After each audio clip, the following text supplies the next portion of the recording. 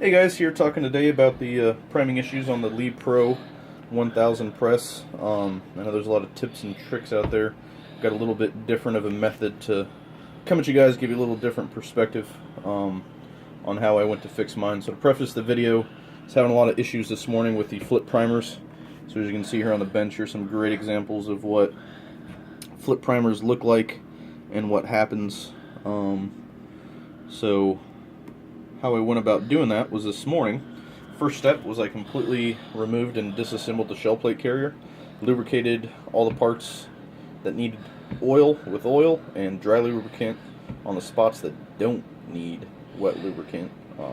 Never want oil up here on your shell plate area. That can get in your primers, contaminate your primers and your powder. So went through all that, disassembled everything, cleaned it all up, was still having flip primer issues. I took apart the primer trough over here, made sure there was no burrs, made sure everything lined up, cleaned it out, sanded some spots down on it, was still getting flip primers. So life's a matter of perspective. Got to come at problems differently. Can't solve a problem with the same thought process that caused the problem. So what I did was I recalled a conversation I had with my father-in-law years and years ago, and he's an electrical engineer, and I was having issues getting consistent powder feed out of my powder feed system. So what he recommended was using a small DC motor to create some vibrations to get the powder to settle down. Well, I never did it, kind of just adapt and overcome. But I had bought the parts to do it. So way back when Radio Shack was a thing, I had went and found a small DC motor.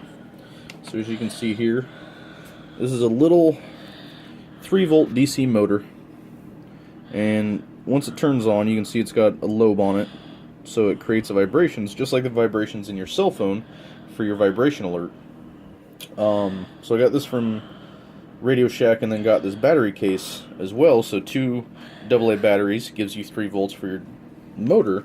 So once you pop this battery in here, you can hear that little motor running, and you can also see that lobe going to town, spinning like crazy.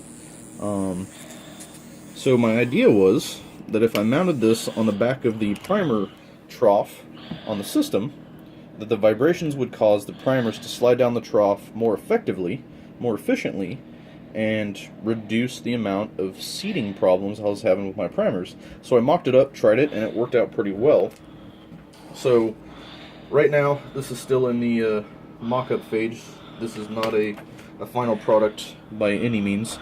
So the first time that I mounted this, I mounted it down here lower, and I really wrapped the tape tight. What that does is it cuts down the amount of vibrations this motor puts out. So you kind of want it loose. So the best spot I found is kind of up here right above that elbow. Just kind of take the electrical tape and give it a light wrap. Again, it doesn't need to be too tight, because you really want those vibrations to go to town. Get those primers to feed. So that's all I did. So I just taped it just like that, and then go ahead and pop the battery in, and you can hear that motor going to town. You can see how loose that is. And as that vibration happens, you can see these primers up here actually spinning from the vibrations. So what I found out is that really allows these primers more action to slide down in that primer trough, and I was having less seating issues. So I got the press set up, ready to run. So I'll do some full speed reloading here, so that way you guys can see how well this little modification works. Alright, so we're going to do some full speed loads here, so that way you can see these primers really seat down into that primer trough and really hear that motor vibrating, so that way you guys can see it as a demo here. Right there you can see how well those primers slip down into that trough.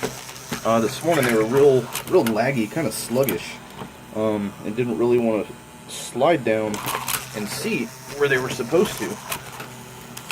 Right there you can see they slip in nice and quick. No issues, no binding, no flips. Running like it should. So do a couple more full speed loads here without babying it, kind of helping it along.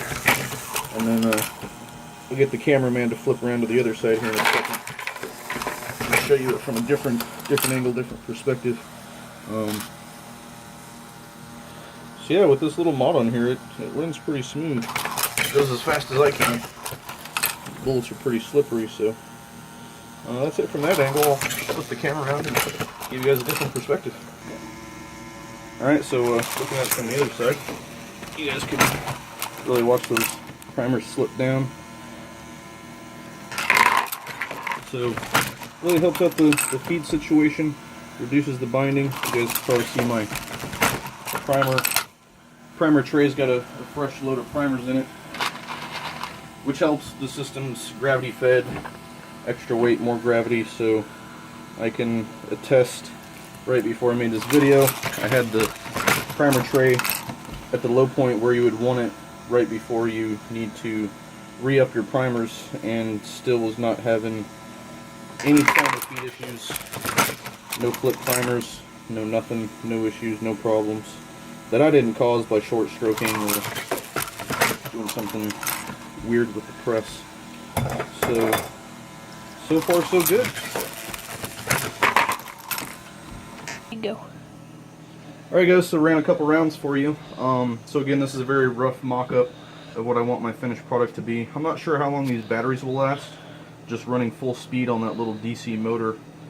So my thought is getting a little lever switch that I can mount someplace over here, that as the shell plate carrier comes down, it'll activate that switch, kick on the DC motor, give me a short burst of vibrations to allow my batteries to last a little bit longer.